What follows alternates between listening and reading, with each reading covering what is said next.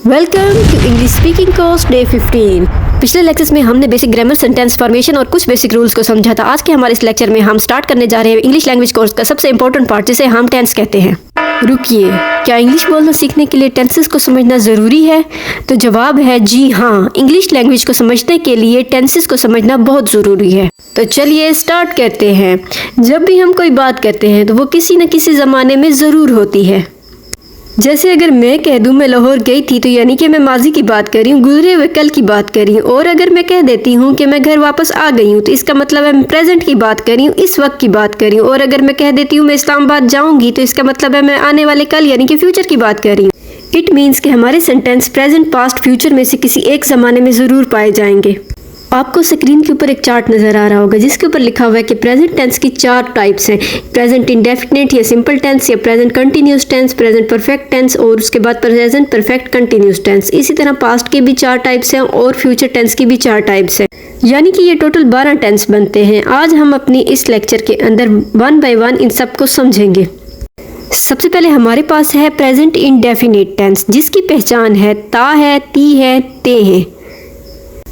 मैं जाता हूँ, वो आता है, वो जाते हैं। ये तमाम सेंटेंस प्रेजेंट इंडेफिनिट के हैं। क्यों? क्योंकि एंड में इनके क्या आ रहा है, ता है, ती है, ते हैं। इसको समझते हैं। अफर्मेटिव सेंटेंसेस बनाने के लिए सब्जेक्ट के साथ वर्ब की फर्स्ट फॉर्म एस और एस का इजाफा होता है जब थर्ड पर्सन सिंगुलर की बात हो रही है, और फिर ऑब्जेक्टिव लगाया जाता है। उसके बाद नेगेटिव सेंटेंसेस के लिए सब्जेक्ट के साथ do, does plus not plus verb की फर्स्ट फॉर्म। ऑब्जेक्टिव इंटेरोगेटिव बनाने के लिए WH फैमिली मेंबर का तब यूज किया जाता है अगर जरूरत पड़े, otherwise do, does subject plus verb की फर्स्ट फॉर्म प्लस ऑब्जेक्ट। और अगर नेगेटिव इंटेरोगेटिव बनाया जाए तो उसमें भी अगर जरूरत पड़े तो WH फैमिली मेंबर का यूज किया जाता है, otherwise subject plus do, does plus not plus verb की फर्स्ट फॉर्म और objective.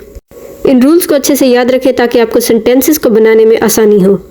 Third person singular noun के साथ आप डज का इस्तेमाल करेंगे, बाकी तमाम के साथ डू का इस्तेमाल होगा। बहुत से लोग थर्ड पर्सन सिंगुलर में कंफ्यूज हो जाते हैं, तो he, she, it, they, this, single noun और सिंगल प्रोनाउन ये सब थर्ड पर्सन सिंगुलर में आते हैं। इसके साथ आपने डज का इस्तेमाल करना है और बाकी तमाम के साथ प्रेजेंट इंडेफिनिट टेंस के अंदर आपने डू का इस्तेमाल करना है। चलिए इसको एग्जाम्पल से समझते हैं। अफर्मेटिव सेंटेंसेस बनाने के लिए सब्जेक्ट के साथ वर्ब की फर्स्ट फॉर्म एस और एस का इजाफा थर्ड पर्सन सिंगुलर के साथ और उसके बाद ऑब्जेक्टिव लगाया जाता है। पहला सेंटेंस हमारे पास है अली इस कुर्सी को घसीटता है। अली क्योंकि थर्ड पर्सन सिंगुलर है इसलिए हम एस और एस का इजाफा करेंगे, अली ड्रैग्स दिस चेयर। लेकिन इसके बरक्स दूसरा सेंटेंस मैं आम खाता हूँ, मैं जो हूँ मैं फर्स्ट पर्सन हूँ और फर्स्ट पर्सन के साथ एस और एस का इजाफा नहीं करना, तो मैंने क्या लिखा, आई ईट मैंगो, यानी यहाँ पे एस और एस का इजाफा नहीं किया गया। अगर ये होता वो आम खाता है तो हम लिखते ही ईट्स मैंगो। अगर हम प्रेजेंट इंडेफिनिट टेंस का नेगेटिव सेंटेंस बनाएं तो नेगेटिव सेंटेंस बनाने का फार्मूला क्या था, subject plus do, does plus not plus verb की फर्स्ट फॉर्म और ऑब्जेक्टिव। हमारे पास पहला सेंटेंस वही आ गया, अली इस कुर्सी को नहीं घसीटता, Ali does not drag this chair. Ali क्योंकि थर्ड पर्सन सिंगुलर है इसलिए हमने इसके साथ डज का इस्तेमाल किया। दूसरा सेंटेंस हमारे पास है मैं पानी में उंगली नहीं डबोता हूँ। यहाँ पे पर्सन फर्स्ट पर्सन मैं हूँ, तो यहाँ पे मैंने मैं के लिए आई का इस्तेमाल किया और आई के साथ डू का इस्तेमाल किया। I do not dip my finger into the water. अब हम प्रेजेंट इंडेफिनिट टेंस के इंटेरोगेटिव सेंटेंस बनाते हैं। इंटेरोगेटिव सेंटेंस को बनाने का फार्मूला आप लोगों को याद होगा, WH फैमिली मेंबर का इस्तेमाल हमने तब करना जब जरूरत होगी, otherwise subject plus do, does plus not plus verb की first form plus objective. WH family member का इस्तेमाल हम तब करेंगे जब हम किसी सवाल का जवाब यस और नो में नहीं दे सकते। जैसे हमारे पास पहला सवाल है, क्या अली इस कुर्सी को घसीटता है, does Ali drag this chair. इस सवाल का जवाब हम हाँ या ना में दे सकते थे कि अली कुर्सी को घसीटता है या नहीं घसीटता, इसलिए हमने इधर डज का इस्तेमाल किया। अगर हम पूछे अली क्या घसीटता है तो यहाँ पे हम यस और नो में जवाब नहीं दे सकते, हमें वो चीज़ बतानी है, वो ऑब्जेक्ट बताना है। तो यहाँ पे हमने क्या लिखा, हमने लिखा व्हाट डज अली ड्रैग्स। अगर कुर्सी कौन घसीटता है, वू ड्रैग्स दिस चेयर। इन सवालों का जवाब हम यस और नो में नहीं दे सकते, इसलिए हमने यहाँ पर WH फैमिली मेंबर का यूज़ किया। नेगेटिव इंटेरोगेटिव सेंटेंसेस बनाने के लिए WH फैमिली मेंबर्स या फिर subject plus do, does plus not plus verb की फर्स्ट फॉर्म प्लस ऑब्जेक्ट, ये फार्मूला था। और पहला सेंटेंस हमारे पास है, क्या अली इस कुर्सी को नहीं घसीटता है, यानी कि ये इंटेरोगेटिव भी है और नेगेटिव भी है। Does Ali note drag this chair. दूसरा सेंटेंस है, क्या वो स्कूल नहीं जाता, यानी नेगेटिव और इंटेरोगेटिव है, does he not go to school. इन सेंटेंसेस को अपनी डेली प्रैक्टिस में ऐड करें ताकि आप अपनी इंग्लिश को और ज़्यादा इम्प्रूव कर सकें। अब चलते हैं प्रेजेंट कंटिन्यूस टेंस की तरफ, जिसकी पहचान है रहा है, रही है, रहे हैं।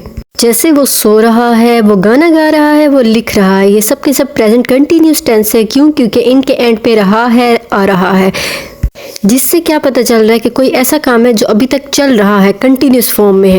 इसके रूल्स को देखते हैं। अफर्मेटिव सेंटेंसेस के लिए subject plus is are am plus verb की first form plus ING plus object. Negative बनाने के लिए subject plus is are am plus not plus verb की फर्स्ट फॉर्म प्लस आईएनजी और प्लस ऑब्जेक्ट। इंटेरोगेटिव बनाने के लिए WH फैमिली मेंबर या फिर is are am plus subject plus verb की first form plus ING plus object. और negative interrogative के लिए WH फैमिली मेंबर या फिर is are am subject plus not plus verb की फर्स्ट फॉर्म प्लस आईएनजी और प्लस ऑब्जेक्ट। याद रखें कि कंटिन्यूस टेंस के अंदर वर्ब के साथ हमेशा आईएनजी का इजाफा किया जाता है और इन रूल्स को याद रखें ताकि आपको सेंटेंसेस बनाने में आसानी हो। ये याद रखें कि थर्ड पर्सन सिंगुलर के साथ इज और बाकी तमाम के साथ आर का इस्तेमाल करना है। हमारे पास पहला सेंटेंस है आयशा मिसाले पीस रही है। Ayesha is grinding the spices. Grind का मतलब होता है पीसना और आईएनजी का हमने इसके साथ इजाफा किया है। फिर हम अगर इसका नेगेटिव बनाए, Ayesha is not grinding the spices. Ayesha मिसाले नहीं पीस रही। अगर मैं कहूँ क्या आयशा मिसाले पीस रही है, इसका जवाब हाँ या ना में दिया जा सकता है, इसलिए हमने हेल्पिंग वर्ब को पहले लगा दिया, is Ayesha grinding the spices. लेकिन अगर मैं कहूँ आयशा मिसाले क्यों पीस रही है, इसका जवाब हाँ या ना में नहीं दिया जा सकता, इसलिए हमने कहा why is Ayesha grinding the spices. अगर हम पूछे कि आयशा क्या पीस रही है, तो इसके लिए हम लिखेंगे व्हाट इज आयशा ग्राइंडिंग, यानी यहाँ पे हम WH फैमिली का इस्तेमाल करेंगे जहाँ पे हम यस और नो में रिप्लाई नहीं कर सकते। हमारे पास एक सेंटेंस है ये पेन कौन खरीद रहा है। यहाँ पे एक सिंगल बंदे की बात हो रही है, तो हमने यहाँ पे क्या लिखा, who is buying this pen, हमने इसका इस्तेमाल किया। लेकिन यही सेंटेंस अगेन पूछा गया ये पेन कौन खरीद रहे हैं। यहाँ रहे हैं से ये शो हो रहा है कि ये एक नहीं एक से ज्यादा लोग खरीद रहे हैं, तो इसके लिए हमने लिखा वू आर बाइंग दिस पेन। यहाँ पे हमने आर का इस्तेमाल किया क्योंकि यहाँ पे प्लूरल की बात हो रही थी। अब चलते हैं प्रेजेंट परफेक्ट कंटिन्यूस टेंस की तरफ, जिसकी पहचान है चुका है, चुकी है, चुके हैं, लिया है, दिया है वगैरह। रूल्स को देखते हैं। अफर्मेटिव सेंटेंसेस बनाने के लिए subject plus have plus verb की third form plus object. Negative बनाने के लिए subject plus have plus not plus verb की third form plus object. Interrogative के लिए WH family member have plus subject plus verb की third form plus object. Negative interrogative बनाने के लिए WH family member subject plus have plus not plus verb की third form plus object. इन formulas को अपने माइंड में रख के अगर आप सेंटेंस बनाएंगे तो आपको टेंस के किसी भी सेंटेंस में कोई भी प्रॉब्लम नहीं होगी। ये याद रखें कि थर्ड पर्सन सिंगुलर यानी कि he, she, it, they single noun pronoun के साथ आपने हैज़ का इस्तेमाल, बाकी तमाम के साथ आपने हैव का इस्तेमाल करना है। हमारे पास पहला सेंटेंस है उसने मुझे धोखा दिया है, he has cheated on me. इसका नेगेटिव बनाए उसने मुझे धोखा नहीं दिया है, he has not cheated on me.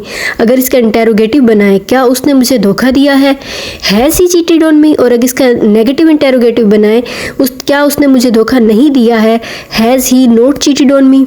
ये बात हमने पहले भी की थी कि जो सवाल ऐसा हो जिसका जवाब हम यस या नो में दे सकते हैं उसके लिए हम हेल्पिंग वर्ब का यूज़ करेंगे। अगर सवाल ऐसा है जिसका जवाब यस और नो में नहीं दिया जाता तो फिर उसके लिए हम WH फैमिली मेंबर का यूज़ करते हैं। यहाँ पे थर्ड पर्सन सिंगुलर की बात हुई थी इसलिए हमने हैज़ का इस्तेमाल किया। अब हम देखते हैं कि हैव का इस्तेमाल कहाँ करना है। कि हमने कहा था थर्ड पर्सन सिंगुलर के अलावा जितने भी सेंटेंस होंगे उसके साथ हैव का इस्तेमाल करना है। मेरे पास एक सेंटेंस है मैंने इंग्लिश पढ़ ली है, आई हैव स्टडीड इंग्लिश। यहाँ पे हमने हैव का इस्तेमाल किया क्योंकि यहाँ पे थर्ड पर्सन सिंगुलर नहीं बल्कि फर्स्ट पर्सन की बात हो। Let's move to present perfect continuous tense, जिसकी पहचान है रहा है, रही है, रहे हैं, लेकिन इसके साथ हमने टाइम का इस्तेमाल करना है यानी सिंस और फॉर का यूज़ करना है। हम इसके रूल्स को देखते हैं। सबसे पहले इसके रूल्स क्या हैं।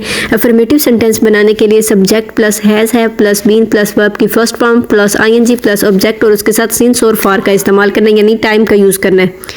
नेगेटिव सेंटेंसेस के लिए subject plus has have plus not plus been plus verb की first form plus ING plus object plus since for. और इंटेरोगेटिव के लिए WH फैमिली मेंबर या फिर has have plus subject plus been plus verb की first form plus ING plus object plus since for. और negative interrogative के लिए WH family member या फिर has have plus subject plus not plus been plus verb की first form plus ING plus since और for. इन rules को अपने माइंड में रख के सेंटेंसेस बनाएं ताकि किसी किस्म की कोई गलती ना हो। जिस सेंटेंस के अंदर थर्ड पर्सन सिंगुलर का यूज़ हो रहा हो वहाँ पे आपने हैज़ बीन का इस्तेमाल करना है और बाकी तमाम सेंटेंसेस में आपने हैव बीन का इस्तेमाल करना है।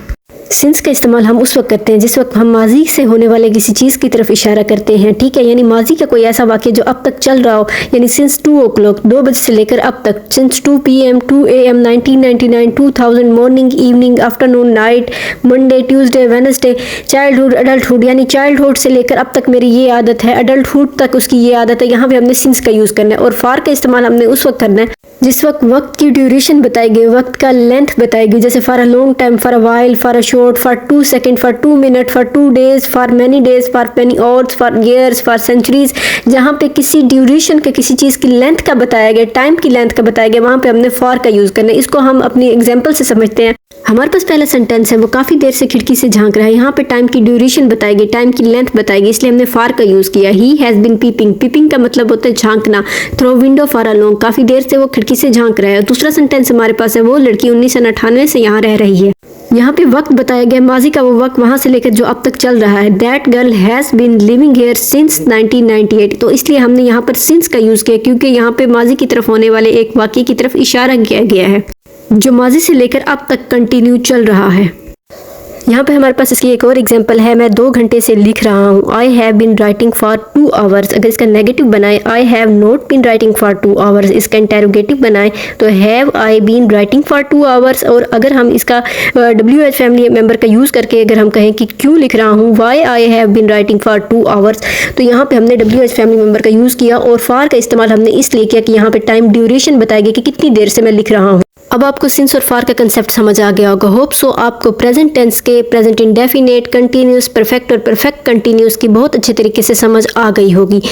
अगर आपका किसी किस्म का कोई भी सवाल हो तो आप कमेंट सेक्शन में हमसे पूछ सकते हैं। आज के लिए इतना ही, मिलते हैं वीडियो के नेक्स्ट पार्ट में।